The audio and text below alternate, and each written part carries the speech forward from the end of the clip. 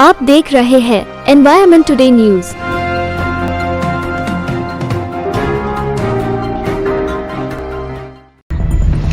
EVM हटाओ, देश बचाओ। ईवीएम हटाओ, देश बचाओ। ईवीएम हटाओ, देश बचाओ। नहीं चलेगी, नहीं चलेगी, नहीं चलेगी, नहीं चलेगी। ईवीएम हटाओ, देश बचाओ। ईवीएम हटाओ। नमस्कार, मैं विमोक्ष इन्वायरमेंट टुडे में आपका स्वागत करता हूं। जैसा कि हम देख रहे हैं, आज जो है 26 जनवरी 75वां हम गणतंत्र दिवस मना रहे हैं। चुनाव जो आयोग है, इसकी प्रक्रिया सबसे मुख्य मानी जाती है लोकतंत्र को जीवित रखने में। चुनाव आयोग एक निष्पक्ष संस्था मानी जाती है, जिसका यह काम होता है कि वो किसी भी पक्ष में पक्षपात न करे और स्वतंत्र रूप से अपनी भूमिका निभाए। और जनता का भी यही अधिकार होता है कि वो किसे वोट दे रही है, उसे जानने का अधिकार होता है। मगर 2014 के बाद से हम देख रहे हैं कई जगह पर ईवीएम के ऊपर सवाल उठाए जा रहे हैं। संविधान चौक पर उपस्थित है और यहाँ पर हम देख रहे हैं कि ईवीएम हटाओ, देश बचाओ जन आंदोलन का यहाँ पर एक मोर्चा निकाला है, जो कि एडवोकेट लोगों द्वारा निकाला गया है। तो आइए इसी बारे में जानते हैं कि उनकी क्या मांग है। मैं एडवोकेट विलास राउत, मैं अखिल भारतीय संयुक्त विद्यार्थी का मंच महाराष्ट्र का प्रेसिडेंट हूँ और माजी सरकारी वकील हूँ। मित्रों, मैं आप सबको ये मैसेज देना चाहूँगा, पूरी जनता को इस मैसेज देना चाहूँगी इस संविधान चौक के माध्यम से, कि सारे देश के अंदर में ईवीएम के अगेंस्ट में सारे देश के अंदर में एक उठाव हो रहे हैं। सब पूरी पार्टी एक जगह आ चुकी है, सिवाय बीजेपी को छोड़ के। जब यहाँ का आम आदमी चाहता है कि ईवीएम हटनी चाहिए और बैलेट पेपर से इलेक्शन होनी चाहिए, जब यहाँ की आवाम चाहती है, यहाँ की पब्लिक चाहती है, और हमारे कॉन्स्टिट्यूशन का ध्येय क्या है, we the people of India. हम लोगों ने हमारे लिए कॉन्स्टिट्यूशन बनाया है। डॉक्टर बाबा साहब अम्बेडकर ने जो कॉन्स्टिट्यूशन में जो सबसे पहले लिखा है कि we the people of India, यानी हमारे लिए हमने बनाएगी भी राज्य घटना। अगर हम चाहते हैं कि ईवीएम हटे तो वो हटना चाहिए। यहाँ का निर्वाचन आयुक्त जो है, ये निर्वाचन आयोग को किसने बनाया है, ये निर्वाचन आयोग तो किसके इशारे पे चल रहा है? दोस्तों, आप सबको पता है, बीजेपी ने इस निर्वाचन आयोग को हैक करके रख दिया है। आपने देखा है पिछले महीने में सुप्रीम कोर्ट के मैक्सिमम लॉयर्स लोग रास्ते पे आए थे। उन्होंने सारे इंडिया को, सारी दुनिया को दिखा दिया कि ईवीएम मशीन किस तरह से हैक होती है, किस तरह से बीजेपी ईवीएम का इतने बड़े पैमाने पे गलत इस्तेमाल कर रही है। जब सारे पार्टी एक होगी है, जब सारे आवाम चाहती है ईवीएम हटे, तो निर्वाचन आयोग तो होता कौन है? निर्वाचन आयोग तो हमारे पब्लिक के इशारों पे बना है। वहां के जो प्रतिनिधि बने हैं वो पब्लिक के इशारों पे बने हैं। अगर पब्लिक चाहती है, पब्लिक का डिमांड चाहती है, तो सुप्रीम कोर्ट का दायित्व है कि इतने सारे पिटीशन पड़ी है ईवीएम के अगेंस्ट में, ये सारे पिटीशन का निपटारा किया जाए और आने वाले इलेक्शन के अंदर में ईवीएम को हटा के बैलेट पेपर से इलेक्शन किया जाए। क्योंकि सारे दुनिया ने ईवीएम को बैन कर दिया गया है। जब बड़े बड़े राष्ट्रों ने ईवीएम को बैन कर दिया गया है, तो फिर इंडिया के अंदर में जबरदस्ती ईवीएम को लाया क्यों जा रहा है? ये आम पब्लिक का सवाल है। और जितने बड़े बड़े आंदोलन हुए, ये सबसे पहले वकीलों ने उसके अंदर में बढ़ चढ़ के हिस्सा लिया है। आज ईवीएम हटाने के लिए सुप्रीम कोर्ट से लेके तो हाई कोर्ट से लेके तो सारे राज्यों के अंदर में वकील लोग एक आ रहे हैं।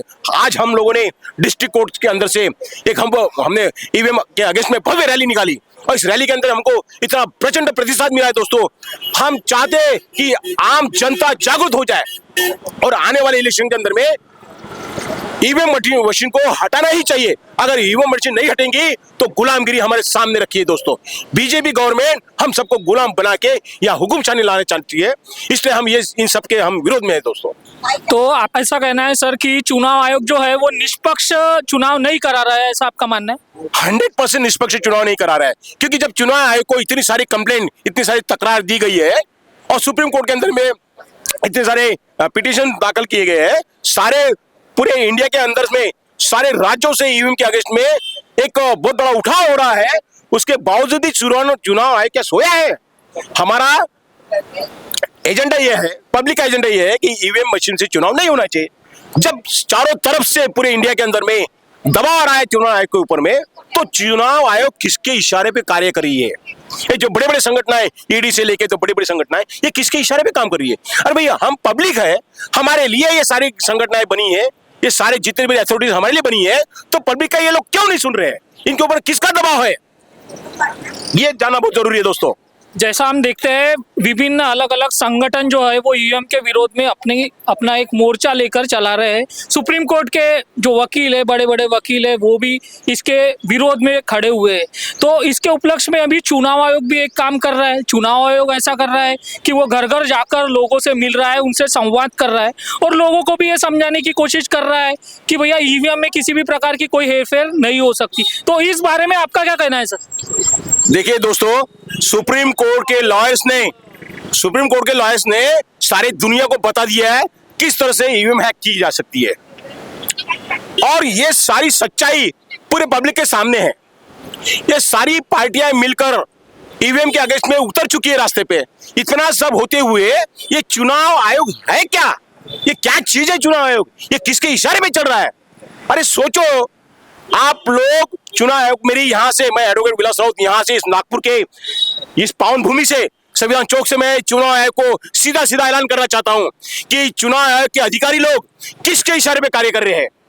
ये जो चुनाव आयोग है, ये पब्लिक जो संगठन है, आप लोग पब्लिक का मानना चाहिए। आप लोगों ने जब सर्वे कीजिए आप लोग, और पूरी इंडिया के अंदर सर्वे कीजिए, आप देखिए कि जहां जहां हैकिंग हुई है, जहां जहां हैक हो रही है ये मशीनें, वहां के राज्यों ने, वहां के राष्ट्रों ने ईवीएम को बैन करवा दिया। जब सारी दुनिया देख रही है ईवीएम हैक हो सकती है, तो आप सोचिए चुनाव आयोग क्यों अड़ा है। अगर जिस दिन आने वाले इलेक्शन में ईवीएम से चुनाव अगर हो जाएंगे, तो मैं कतई ये नहीं कहना चाहूंगा, ये सारी पब्लिक चाहेंगे कि यहाँ पर बहुत बड़ा तमाशा होने वाला है ईवीएम के अगेंस्ट में। दोस्तों सर, वीवीपैट का यूज भी जो है सुप्रीम कोर्ट ने कहा था, वीवीपैट लगने के बाद भी अगर आपको संदेह है तो फिर इसके बारे में आप क्या? सुप्रीम कोर्ट ने वीवीपैट के, मैं एडवोकेट तरुण परमार, ईवीएम हटाओ, देश बचाओ जन आंदोलन अधिवक्ता और सामान्य नागरिकों का जो एक संगठन बना है, उसका मैं कोर कमेटी का, मैं एडवोकेट, मेरे तो नितिन रूडे, ऐसे हम लोग कोर कमेटी के सदस्य हैं। और हमारा जो ईवीएम के बारे में कहना है कि हमें ईवीएम के ऊपर विश्वास नहीं है। ईवीएम हैक होती है नहीं होती है, वो टेक्निकल मुद्दा बनाकर जिस तरह से चुनाव आयोग लोगों को गुमराह करने की कोशिश कर रही है, और जब लोगों की डिमांड है कि ईवीएम मशीन से चुनाव न हो, तो उनको इतनी क्या जल्दी है, उनको इतना क्या कौन सा प्रेशर है उनके ऊपर कि वो पब्लिक को जाके गुमराह करके बिना किसी तरह का टेक्निकल सब देखे एक सामान्य अनजान व्यक्ति को, जिनको ईवीएम क्या है, ऐसे भी बहुत सारे मतदाता है, उनको जब ईवीएम के बारे में बोलते तो उनको ये भी नहीं पता कि एक्चुअली ये मशीन जो है उसको ईवीएम बोला जाता है। तो चुनाव आयोग को ऐसा क्या है कि वो पब्लिक के पास जाकर चुनाव ईवीएम मशीन सही ऐसा बताने की कोशिश कर रही है। उनको मतपत्र से चुनाव कराने में क्या तकलीफ है। हाँ, दूसरी बात यह है कि जो आपने बताया कि वीवीपैट मशीन लगी है, वीवीपैट मशीन का भी सिर्फ एक 5% का मिलान कराने की बात हुई है, वो भी चुनाव आयोग नहीं करवाती है।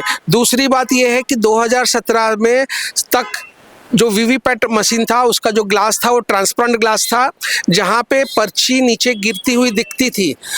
उसमें भी उन्होंने वीवीपैट मशीन में भी घोटाला करने के इरादे से उन्होंने उसका ग्लास ब्लैक ग्लास कर दिया, जिससे क्या हो रहा है कि अभी सिर्फ जब पीछे की लाइट जलती है जो 7 सेकंड के लिए जलती है, तब तक वो पर्ची दिखती है। वो पर्ची कट के नीचे गिर रही है या नहीं गिर रही है ये पता नहीं चलता है। तो हमारा यही है कि हम ईवीएम हैक हो रही है नहीं हो रही है, हमें एक नागरिक और मतदाता और मतदान का अधिकार होने के नाते हम ये चाहते हैं कि हमारा मत और जो सामान्य नागरिक है उनको पता चले कि उनका मत सही में जो जिसको देना चाहते हैं उसको जा रहा है या नहीं जा रहा है। तो मत पत्र से चुनाव कराने में उनको क्या दिक्कत है। और उनका एक कहना है कि मतपत्र से चुनाव कराने में समय लगता है। ये लोग ईवीएम मशीन की लास्ट चुनाव के बाद भी कभी कभी 7 दिन और 10 दिन के बाद में और गिनती शुरू करते हैं। तो सवाल ये नहीं है। दूसरा सवाल ये भी उठा रहा है कि उसके जो पेपर का वेस्टेज होता है, तो पेपर का तो इतना सरकारी मशीनरी जितना वेस्टेज पेपर का करती है, इतना कोई जगह पे पेपर का वेस्टेज नहीं हो रहा। और हम सब ये ऐलान करते हैं कि अगर पेपर से मशीन हम साल भर में हमारा पेपर का जो हमारा जो यूज़ है उसे हम 10% कम करेंगे। आपको पेपर की वजह से जो होने वाला नुकसान है वो नहीं होगा। और ये जो फालतू की जो ये दे रहे हैं कि ये गलत है। हमारा सिंपल है कि मतपत्र से चुनाव होना चाहिए ताकि फ्री फेयर एंड ट्रांसपेरेंट चुनाव हो। हमें किसी भी पार्टी से कोई मतलब नहीं है। हमारा सिंपल है कि हमारा चुनाव जो हमारा जो मत का अधिकार है वो हम किसको मत दे रहे हैं वो मिलना चाहिए। अभी जो सर ईवीएम जो मशीन यूज़ होती है वो आपको पता होगा M3 यूज़ होती है। M3 में ऐसा होता है कि जैसा आपने वोटिंग डाल दी है और वोटिंग हो गई, शाम को ख़त्म हो गई, क्लोजिंग हो गई, तो वो मशीन ऑटोमेटिकली बंद हो जाती है। और उसके साथ अगर किसी भी प्रकार की छेड़छाड़ होती है तो वो डिसयूज हो जाती है, यानी पूरी तरीके से बंद हो जाती है। तो ऐसे में ईवीएम किस प्रकार से हैक हो सकती है सर? हमने एक चीज़ बताई कि हमें ईवीएम हैक होती है नहीं होती है और टेक्निकलिटी में हमें नहीं जाना है। चुनाव आयोग ये बता रहा है कि ईवीएम हैक नहीं हो रही है। जो लोग उनसे मांगते हैं कि आप उनको मशीन दिखा के बताओ और वो हैक करके बता सकते हैं, उनको चुनाव आयोग मशीन क्यों नहीं दे रही है। दूसरी बात, जिस कंट्रीज ने चुनाव ईवीएम मशीन का आविष्कार किया और जो विकसित देश है दुनिया के, वो भी बैलेट पेपर पर मतदान कर रहे हैं। तो वो लोग क्यों बैलेट पेपर, क्योंकि उनको मालूम है कि ईवीएम मशीन हैक हो सकती है और उससे चुनावी नतीजों के ऊपर गलत परिणाम आ सकते हैं। तो ये M3 यूज़ हो रहा है, M4 है, M5, उससे हमें हमारा जो आंदोलन है वो हमारा आंदोलन है कि हमें ईवीएम मशीन के ऊपर कोई भी भरोसा नहीं है। और चुनाव आयोग जिस तरह से इस अलग अलग बातें करके गुमराह करने की कोशिश करती है वो हर गलत है। मगर अभी हम देखते हैं कि मेन स्ट्रीम मीडिया में दिखाया जाता है कि इस बार अभी वोट भाजपा को वो जो है वो 400 के पार हो जाएगा। तो किस बेस पे इनके आंकड़े शो हो जाते हैं? सुनिए, जो दो चीज़ होती है, एक होता है एग्जिट पोल और एक होता है ओपिनियन पोल। ओपिनियन पोल जो होता है वो जो सामान्य नागरिक होता है, जो जिसको हम फ्लोटिंग वोटर्स बोलते हैं, उसको गुमराह करने के लिए होता है। आज तक मैंने किसी भी, और यहाँ पे आप जितने भी लोग हैं उनसे अगर पूछ लेंगे कि किसी भी मीडिया चैनल वाले ने आपसे आके पूछा कि आप किसको वोट देने वाले हैं, ऐसा नहीं है। तो वो कौन सा लॉट यूज़ करके ये लोग ओपिनियन पोल बनाते हैं। ये ओपिनियन पोल सिर्फ और सिर्फ फ्लोटिंग वोटर्स को गुमराह करने के लिए बनाया जाता है। और एग्जिट पोल जो होता है वो बाद में उनको मैनिपुलेशन कितना करना है उस हिसाब से एग्जिट पोल दिया जाता है। ना तो आज तक किसी को एग्जिट पोल के बारे में मीडिया ने या किसी भी ओपिनियन जिस पोलिंग जो है जो एनालिसिस करते हैं, आज तक यहाँ पर खड़े किसी भी व्यक्ति से आप पूछ लीजिए या पूरी भीड़ यहाँ खड़ी है उससे पूछ लीजिए कि किसी भी व्यक्ति के पास में कोई मीडिया कभी भी आई है क्या चुनाव के बारे में उनका ओपिनियन पूछने के लिए या एग्जिट पोल के लिए। तो ये जो है 400 पार, ये उनका जो आज उनका जो एक ये है नारा है, वो उनको मालूम है कि अगर ईवीएम मशीन रही तो 400 क्या वो 543 सीट भी जीत सकते हैं। सर आपका क्या है? मेरा नाम एडवोकेट नितिन कुमार रूडे और मैं ईवीएम हटाओ देश बचाओ जन आंदोलन इस समिति का मैं कोर कमेटी सदस्य हूँ। बेसिकली ईवीएम हैक होता है नहीं होता है ये विषय बाद में। बैलेट पेपर पे क्या होता है कि मुझे अगर ABC ये नाम के सामने अगर ठप्पा मारना है तो मैं उसके सामने ठप्पा मारता हूँ, वो पेपर को रैप करता हूँ, रैप करके बैलेट पेपर के डिब्बे में उसको डाल देता हूँ। तो मैं शाश्वत होता हूँ कि मैंने किसके सामने ठप्पा मारा है। उसको रैप करने के बाद में मैं एक सीलबंद पेटी में उसको डालता हूँ, तो मैं शाश्वत होता हूँ कि मेरा जो वोट है वो सही जगह पे चले गया है। जब काउंटिंग होती है तो मुझे पता चलता है कि नहीं मेरा वोट सही जगह पे गया है। अब कोई भी मशीनरी आप 1 नंबर दबा रहे हो, 2 नंबर दबा रहे हो, 3 नंबर दबा रहे हो, वोट किसको जा रहा है ये पता नहीं चलता। तीसरी बात ऐसा है कि हम यहाँ से बैठे बैठे अगर हम चांद के ऊपर में चलने वाला जो चंद्रयान है उसको अगर ऑपरेट कर सकते हैं तो ईवीएम मशीन हैक क्यों नहीं कर सकते। चलो अगर ईवीएम हैक होता नहीं ऐसा अगर मानते हैं तो 2019 के पहले जो 19 लाख ईवीएम मशीन चोरी हो गई ऐसा चुनाव आयोग का कहना है। तो ये 19 लाख ईवीएम मशीन कोई जेब में डाल के लेके जाने जैसी चीज़ तो है ही नहीं। तो इसके लिए कम से कम 5-6 कंटेनर लगे होंगे, बड़े बड़े कंटेनर के जिसमें ये ट्रांसपोर्ट किए जाए। कोई चोर ने अगर चोरी भी किया होगा तो उसने 5-6 कंटेनर लेके आया होगा, उसमें डाल के लेके गया होगा। तो ये 19 लाख ईवीएम मशीन अगर चोरी होती है तो गई कहाँ, उसका आज तक चुनाव आयोग ने कोई रिपोर्ट नहीं दिया, कुछ नहीं। अब तीसरी बात ऐसा है कि उसके बाद में यानी ये 2023 के पहले एक आरटीआई डाला गया, एक पत्रकार ने आरटीआई डाला, उसमें उनको और एक जानकारी मिली कि 9.5 लाख ईवीएम और चोरी हो गए। तो ये ईवीएम चोरी होने का प्रकार क्यों हो रहा है? तो ये चुनाव आयोग इसके ऊपर में जवाब क्यों नहीं दे रहा है? ये एक संदिग्ध जो बात है, ये चुनाव आयोग के खिलाफ में है। चुनाव आयोग इस तरीके से हम लोगों को शाश्वत नहीं कर रहा है कि भैया ईवीएम मशीन, तुम 19 लाख ईवीएम मशीन चोरी होने के बाद में जापान से 20 लाख ईवीएम मशीन खरीदते हो। 20 लाख ईवीएम मशीन खरीदने के बजाय आप बैलेट पेपर पर चुनाव क्यों नहीं करते? यहाँ ये पैसा कोई इनका चुनाव आयोग का या सरकार का या कोई पार्टी पक्ष का पैसा नहीं है। यहाँ इस देश में जो इंसान एक माचिस की डिब्बी भी खरीदी करता है, वो अपना टैक्स पे करता है गवर्नमेंट को। वो टैक्स के बदौलत ये जो सरकारें हैं या चुनाव आयोग है, ये वो खर्चे के ऊपर में अपना पूरा कार्यक्रम करते हैं।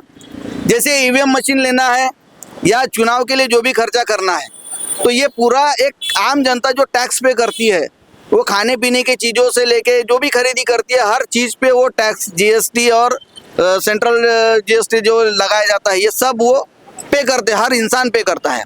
तो इनके टैक्स का ये दुरुपयोग हो रहा है और ये दुरुपयोग रुकना चाहिए, रोकना चाहिए। और होता ऐसा है कि ईवीएम की गड़बड़ी की वजह से एक सरकार अगर बहुमत में आए तो वो गलत डिसीजन लेना चालू कर देती। जैसे इन्होंने एनआरसी और इसका बिल लाया था, वो नामंजूर हुआ। उसके बाद में इन्होंने किसान आंदोलन, किसानों के लिए 3 गलत काले कानून लाए थे, उनका विरोध हुआ। ये क्यों ला पा रहे हैं? क्योंकि इनको मालूम है कि हम ईवीएम के वजह से कुछ भी कर सकते हैं और हम हमारी सरकार बना सकते हैं। अब छत्तीसगढ़ और एमपी में ऐसा दृश्य दिखाई दिया कि भाजपा के जो प्रत्याशी है, उनको गांव में एंट्री नहीं हुई, वहां से भाजपा के प्रत्याशी चुन के आए हैं। हालांकि वो वीडियो सब वायरल हो गए। ऐसी परिस्थिति रहने के बाद में चुनाव में वो चुन के आता कैसे? जिस इंसान को गांव में एंट्री नहीं है, वहां से वो चुन के आता कैसा है?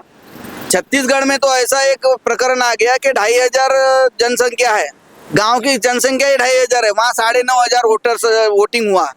ये प्रकार होता कैसा है? तो ये सब संदिग्ध करने जैसी चीजें हैं। और चुनाव आयोग ये जनगणना क्यों नहीं कर रहे? आज तक भाजपा ने 10 साल में जनगणना नहीं किया। ये भारतीय जनता को गुमराह करने की एक साजिश है। अगर भारत में 125 करोड़ जनगणना करने के बाद में जनता अगर है, तो ये 140 बता रहे हैं। यानी ये 15 करोड़ ज्यादा इसलिए बता रहे हैं क्योंकि इनको घापा करना है, सरकार को घोटाले करना है करके। ये जो आंकड़े दिए जाते हैं, ये गलत दिए जाते हैं। तो हमारा ये कहना है कि संविधान अगर हमको बचाना है, हमें अगर राष्ट्रहित में काम करना है, अगर हमें हमारा जो मौलिक अधिकार है इसको अगर बचाना है, तो जनता को आज या अभी से रास्ते पे आए बगैर उसका दूसरा पर्याय नहीं। अगर आम जनता रास्ते पे आएगी तो ये ईवीएम भी हटेगा, सरकारें भी बदलेंगी और उनके सुविधाजनक सरकारें भी आएगी। लेकिन आम जनता को रास्ते पे आना बहुत जरूरी है। सर, आपको क्या लगता है विपक्ष भी ईवीएम मशीन को लेकर आक्रामक है? अभी तो विपक्ष कहीं दिखाई नहीं दे रहा है। और डेमोक्रेसी में ऐसा होता है कि अगर विपक्ष खत्म हो जाए तो जनता पार्टी के विरोध में आती है। जो सत्ताधारी पक्ष है या सरकार है, उनके विरोध में जनता आती है। तो आज की तारीख में ये दिखाई दे रहा है कि विपक्ष अगर नहीं है तो जनता सरकार के खिलाफ में आना लाजमी है और ज़रूरी है। जब तक जनता सरकार को सवाल पूछना चालू नहीं करेंगी, तब तक हमारे लिए कोई भी हमारा मौलिक अधिकार बचा हुआ दिखेगा, ये ऐसा संभव नहीं है। तो इसलिए जनता ने ये रास्ते पे आना ज़रूरी है और अपने अधिकारों की लड़ाई जनता ने खुद लड़ना ज़रूरी है।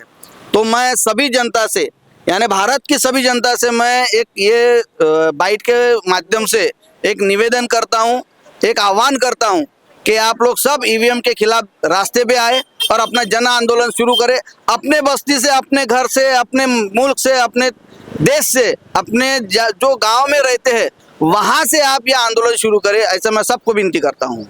और जब तक चुनाव आयोग का है, तो जब सुप्रीम कोर्ट ने चुनाव आयोग के सिलेक्शन के बारे में एक फैसला दिया, कि चुनाव आयोग का चुनाव अधिकारी कर्मचारी चुनाव आयुक्त का सिलेक्शन जो है वो प्रधानमंत्री, लीडर ऑफ अपोजिशन और चीफ जस्टिस ऑफ इंडिया के कमेटी से होगा।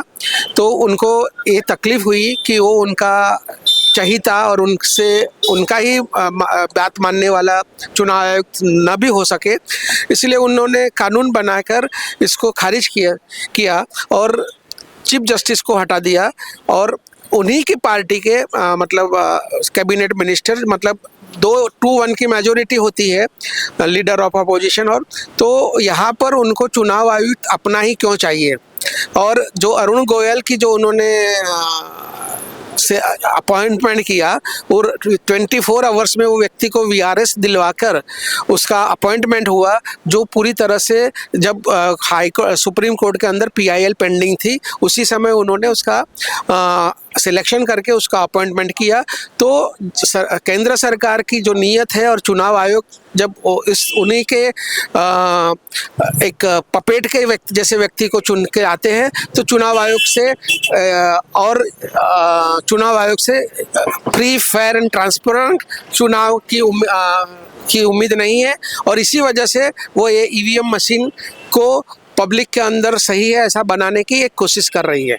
सर, जनता को क्या मैसेज देना चाहोगे सर? अभी हमारा यही मैसेज है कि जनता ने भी अपनी स्वतंत्रता जो बहुत ही मुश्किल से मिली है, जिसके लिए हजारों लाखों लोगों ने शहीदी दी है, वो फिर से वो आज़ादी जो है वो छीनी जा रही है। तो आज़ादी की ये दूसरी लड़ाई है और आज़ादी की दूसरी लड़ाई के लिए उन्होंने भी रास्ते में आना चाहिए। और इस जो ईवीएम की लड़ाई है वो इतनी तीव्र होनी चाहिए कि केंद्र सरकार और चुनाव आयोग को झुकना पड़े और मतपत्र से चुनाव हो।